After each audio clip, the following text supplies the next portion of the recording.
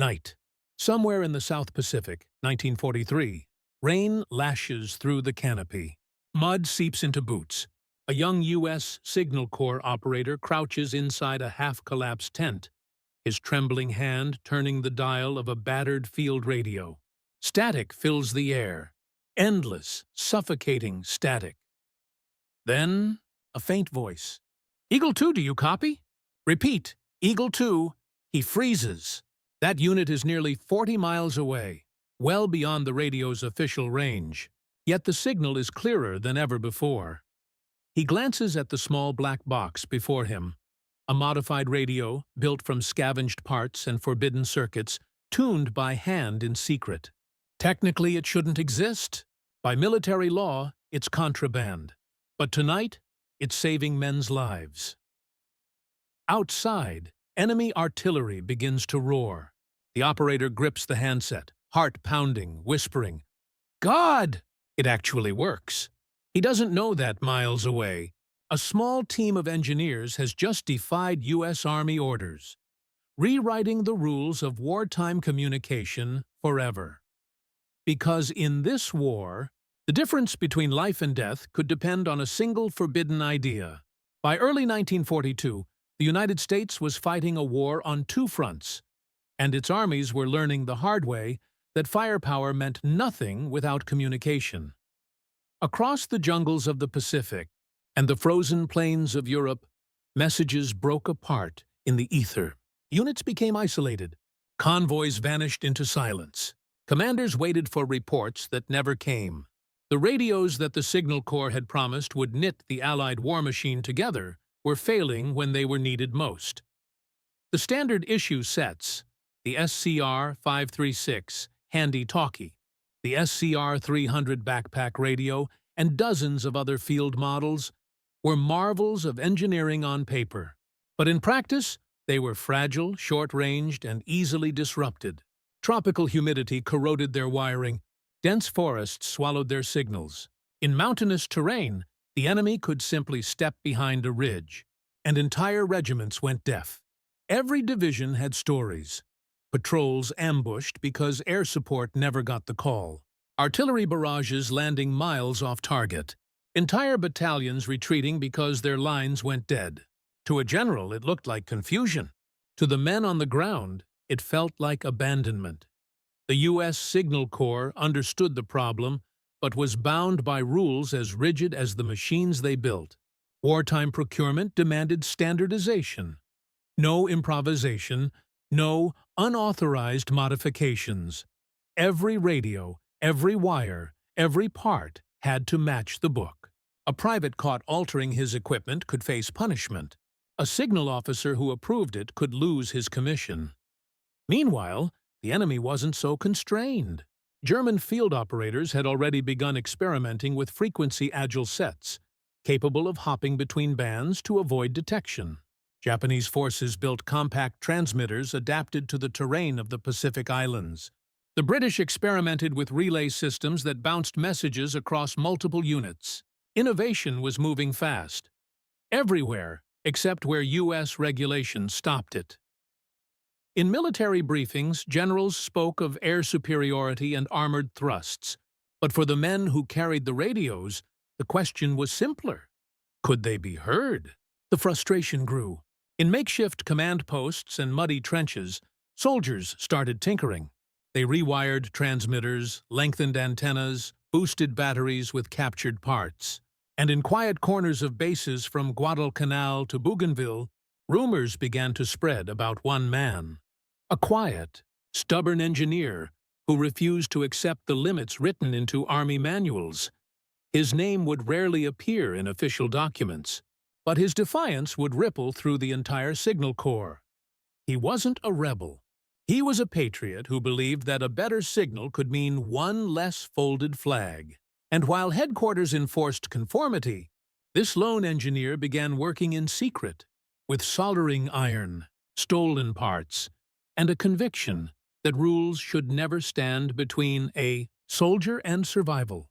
What started as one man's quiet disobedience was about to ignite a transformation the Army never saw coming.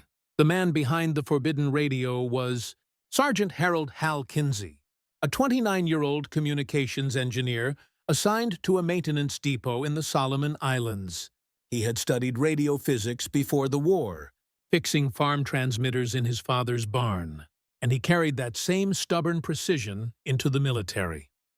In 1943, his job was simple on paper: repair broken sets and return them to field units. But what Kinsey saw every day convinced him the Army's perfect equipment was fundamentally flawed. Radios came back from the front burned out, warped by moisture, their power coils weak, and antennas snapped clean off. Soldiers told him the same story again and again.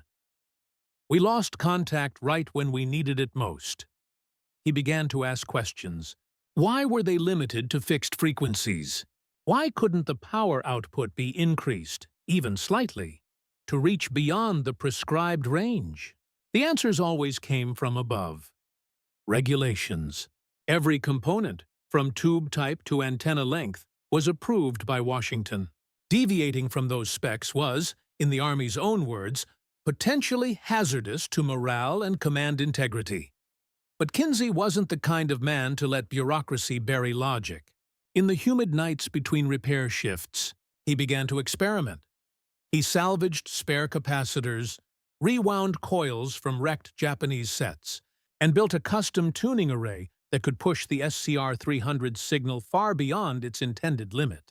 He called it piggyback modulation, a crude form of frequency stacking that used overlapping channels to amplify output. It wasn't authorized. It wasn't even supposed to be possible. But it worked. Kinsey didn't stop there. He extended the radio's antenna using segments from broken rifle barrels and stripped copper wiring. He waterproofed the circuit casing with melted wax and wrapped the power unit in rubber salvaged from a crashed Jeep tire. By late spring of 1943, he had a working prototype, one that could reach 30 to 40 miles in clear conditions, compared to the official range of just 1. At first, it was just a curiosity. A few Marine patrols carried it during reconnaissance runs, amazed when they could still talk to base after crossing valleys that had always swallowed radio waves. But the results were undeniable. Casualty reports dropped. Coordination improved. Supply drops landed on time. Still, Kinsey knew what he was doing was illegal. Every test risked exposure. Every improvement, if discovered, could end his career. So he passed his modified radios off as repaired units, quietly replacing the original serial tags. But rumors spread quickly through the Pacific. Commanders began asking for the Kinsey sets, radios that worked when nothing else did.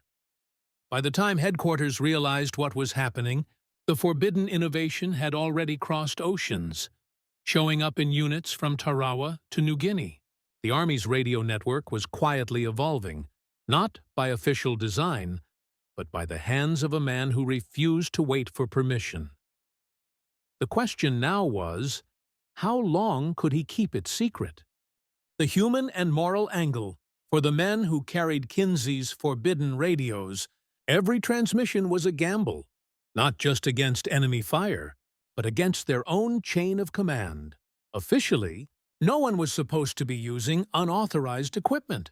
Unofficially, everyone wanted one. By mid-1943, whispers of modified sets had spread from the jungles of Bougainville to the beaches of Tarawa. The soldiers didn't call them Kinsey radios. They called them lifers because they had a habit of saving lives. Operators described the first time they realized something was different. A patrol cut off deep in the jungle could suddenly call in artillery fire with precision. A stranded unit could guide medevac planes through fog and chaos. What once took desperate signal flares or blind luck could now be handled through a steady, clear voice over the air. But those small miracles came with fear. Every operator knew that if the wrong officer overheard their transmission frequency, it could mean a formal inquiry, or worse, a charge of equipment tampering. In one letter home, a corporal in the 25th Infantry wrote, "We use a rig that could get me court-martialed if I told you how it works. But if I hadn't had it last week, 30 men wouldn't be breathing today. The moral line blurred. Was breaking a rule still a crime if it saved lives? Even senior officers began to look the other way. A few sympathetic signal officers quietly reassigned Kinsey's modified sets under vague repair codes, disguising them as field-calibrated equipment. It was a silent rebellion, one fueled not by politics or ego, but by necessity. The irony wasn't lost on anyone. The U.S. Army, one of the most technologically advanced forces in history, was being outmaneuvered by its own paperwork. Yet here, in the mud and the sweat of the Pacific Front, ingenuity was thriving precisely because the rules had failed. Kinsey himself avoided attention. He didn't write reports or seek credit. He knew that in wartime, fame could be fatal to a project like his. Instead, he trained a handful of trusted technicians, men who would replicate his design in makeshift workshops across multiple islands. Each workshop used salvaged parts from wrecked planes, scrap wire from blown-out vehicles, and even components scavenged from enemy radios. Together, they became a ghost network of innovators, scattered, unofficial, yet bound by one principle: make it work. Whatever it takes. The radio's growing legend began to unsettle the higher ranks. Field success was undeniable, but so was the breach of protocol. Reports from communications inspectors started filtering back to command. Questions arose. Who was authorizing these sets? How were they being powered? Why were field reports showing range far beyond technical limits? Every victory drew attention, and with it came danger, not just for Kinsey, but for anyone caught using his designs. The radios were winning battles, but soon they would ignite a war within the Army itself. A conflict not of bullets, but of ideas. The technological and tactical angle. What made Kinsey's forbidden radio so revolutionary wasn't luck. It was physics, stripped down to its simplest, most defiant form. To understand why it mattered, you have to know how fragile WW2 communication truly was. The U.S. Army's standard field radios, especially the SCR-300, the backpack walkie-talkie, operated at 40 millimeters with a clean range of about 1 mile under ideal conditions. In open terrain, that was fine. In jungles or cities, it was nearly useless. Kinsey understood something the manual writers didn't. Range wasn't just about power. It was about resonance. By reconfiguring the antenna coil and altering the spacing between frequency stages, he allowed the set to piggyback its own signal, stacking frequencies in a self-sustaining loop. That loop generated a faint harmonic ripple that could ride over terrain obstructions and atmospheric noise. It wasn't elegant, and it wasn't efficient, but it was effective, extending range up to 40 times farther than the original specifications allowed. He also discovered that enemy radios couldn't easily detect or jam his modifications. The harmonics scattered across a wider frequency band, making it harder for Japanese intercept units to isolate the signal. To them, it sounded like background static, invisible unless you knew what to listen for. This wasn't just a breakthrough in communication. It was an accidental lesson in electronic stealth, decades before that term existed. From a tactical standpoint, the difference was profound. Patrols could now coordinate ambushes miles apart. Forward observers could correct artillery fire in real time without needing a wired line. Command posts could track advancing units without risking runners or smoke signals. The 1st Marine Division at Cape Gloucester reportedly used one of Kinsey's modified sets to call in naval bombardment during a storm that grounded aircraft. Navy gunners later said the precision of those coordinates saved the landing party from total annihilation. The Signal Corps back home began noticing patterns, field reports citing extended range transmissions, and unusually strong reception in poor conditions. None of it matched their records. Their first assumption, a classified British relay system or some kind of experimental field test. But no such program existed. Instead, The explanation lay in a small canvas tent on a Pacific island, where a self-taught engineer, surrounded by mud and mosquitoes, was quietly rewriting the theory of wartime radio. Technically, his work violated nearly every rule in the Signal Corps manual. But tactically, it changed everything. It gave American troops what every commander prayed for: communication when it mattered most. And soon, higher command couldn't ignore it any longer. When reports surfaced that unauthorized radios were being used in major operations and outperforming official issue equipment, a formal inspection order was dispatched. Teams of officers were sent to locate and confiscate the devices. They didn't realize they were about to uncover one of the most important and dangerous inventions of the entire war. By the summer of 1944, the quiet rebellion could no longer stay hidden. A Signal Corps inspection team arrived at Bougainville, following rumors of illegal modifications spreading through the Pacific Command. They found what they were looking for: a row of blackened radios, their cases crudely welded, the serial plates filed off. Inside each unit, the circuits were unmistakably altered. When they asked who built them, every soldier gave the same answer: "Don't know, sir. They just work." But one technician slipped. He mentioned Kinsey's name. Within a week, the engineer who had once been a nobody in the repair tent was summoned to a makeshift tribunal. The charges were clear: unauthorized equipment modification, violation of Army communications protocol, and potential compromise of encrypted channels. Each one carried the threat of imprisonment or dishonorable discharge. As Kinsey stood before the officers, the atmosphere was heavy. Outside the tent, the rain pounded against the canvas roof like distant artillery. Inside, the mood was colder. One colonel snapped, "Do you understand the risk you created?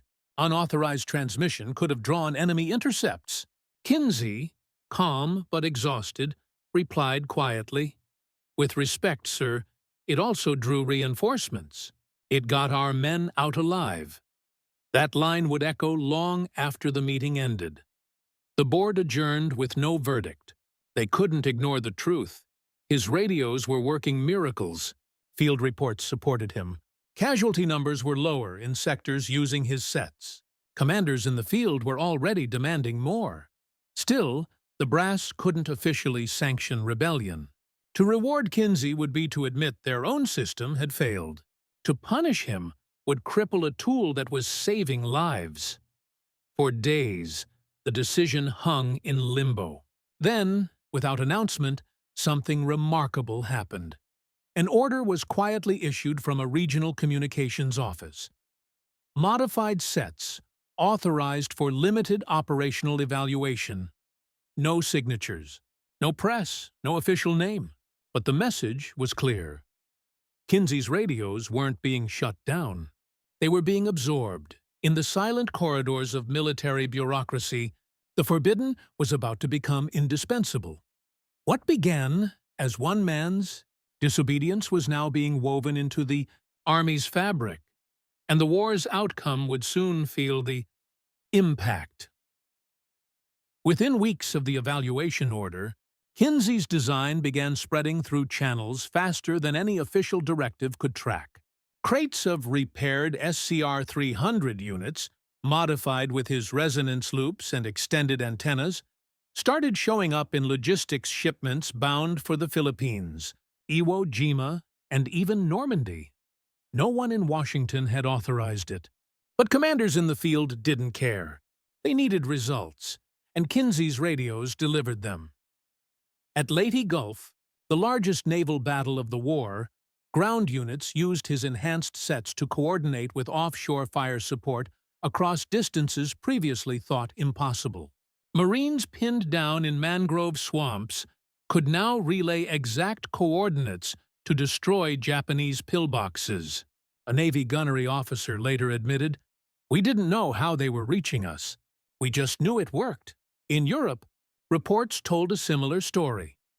U.S. paratroopers during Operation Market Garden, many equipped with unreliable standard radios, began quietly swapping parts with the Kinsey kits shipped from the Pacific. Within days, airborne divisions were talking to armor columns miles away, through rain and rubble, with clarity no one had believed. Possible?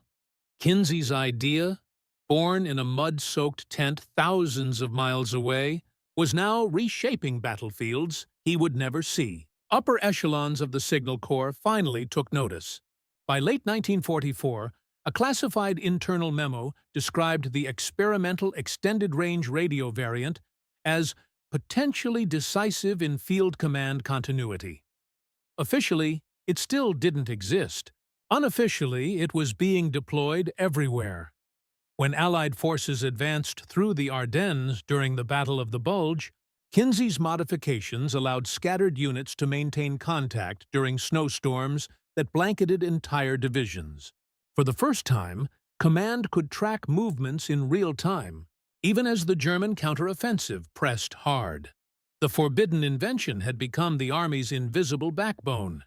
And yet, Kinsey himself received no citation, no promotion, no recognition.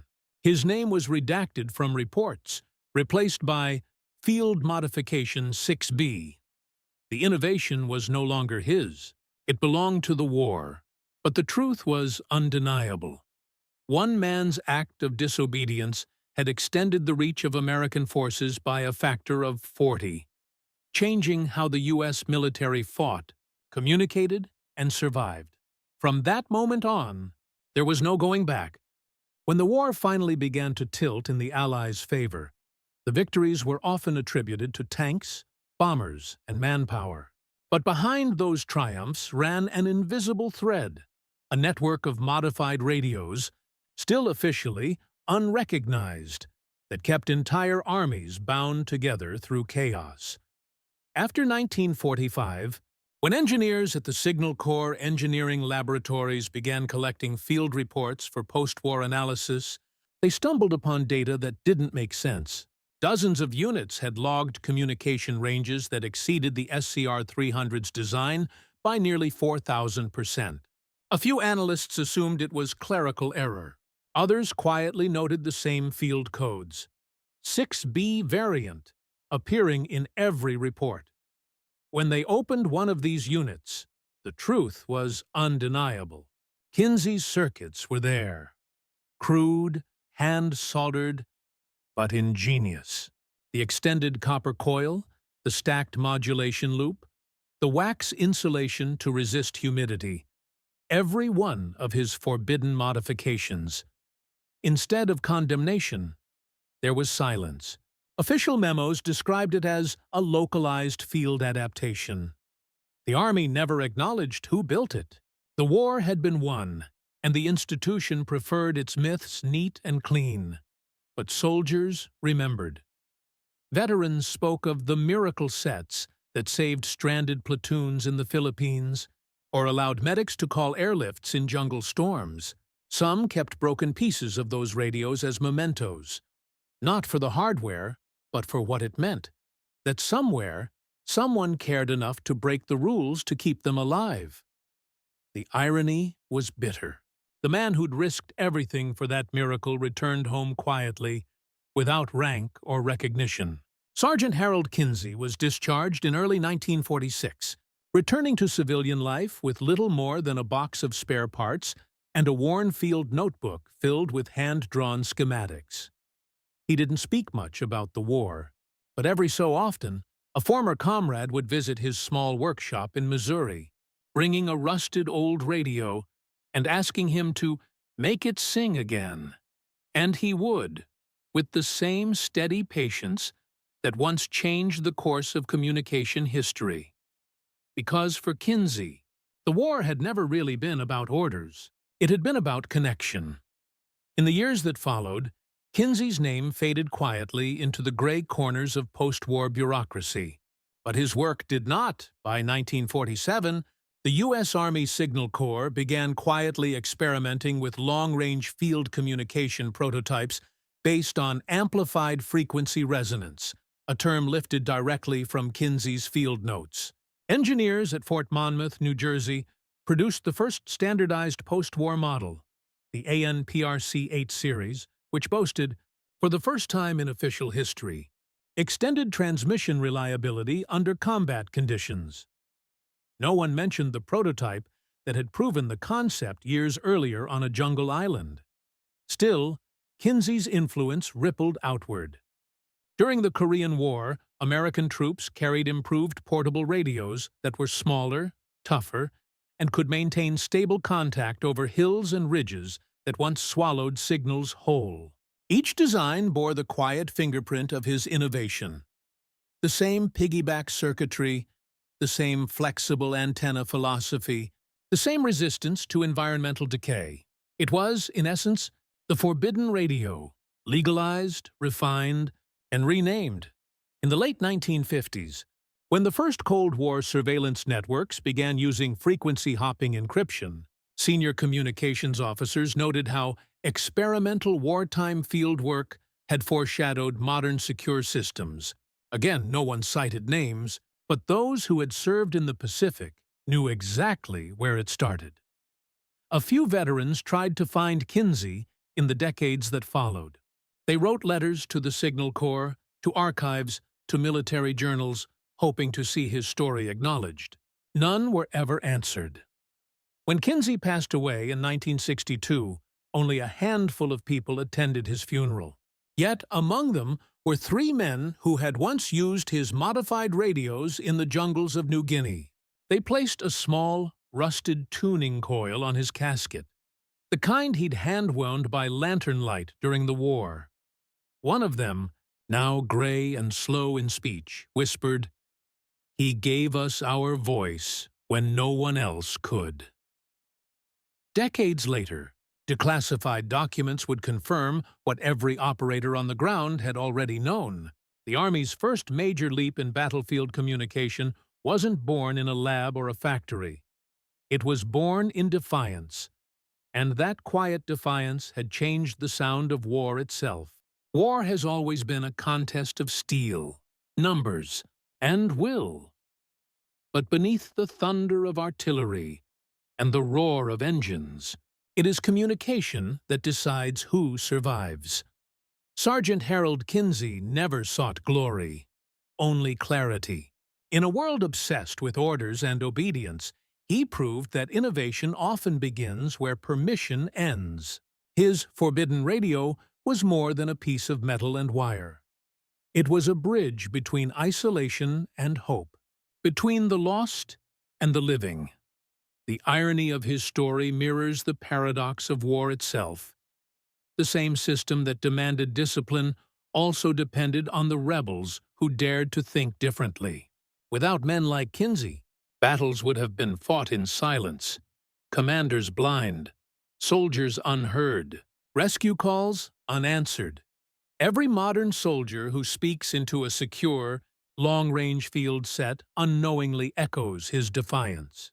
The seamless radio networks of today, encrypted, global, near instant, carry a piece of his legacy, hidden in their circuits like a ghost in the static. History often remembers the generals, the victories, the grand strategies, but sometimes it is shaped by a quiet man in a tent, soldering forbidden, wires while rain beats against the canvas. Kinsey's story reminds us that true courage isn't always found in the charge or the command. Sometimes it's found in the silence before a signal, in the hands of someone who refuses to let silence win, because in every war, there are two kinds of soldiers, those who follow the manual and those who rewrite it. And long after the guns have fallen silent, somewhere in the unseen air between transmitter and receiver, that spirit of rebellion still hums, faint, steady, eternal, like the heartbeat of a signal that refuses to die.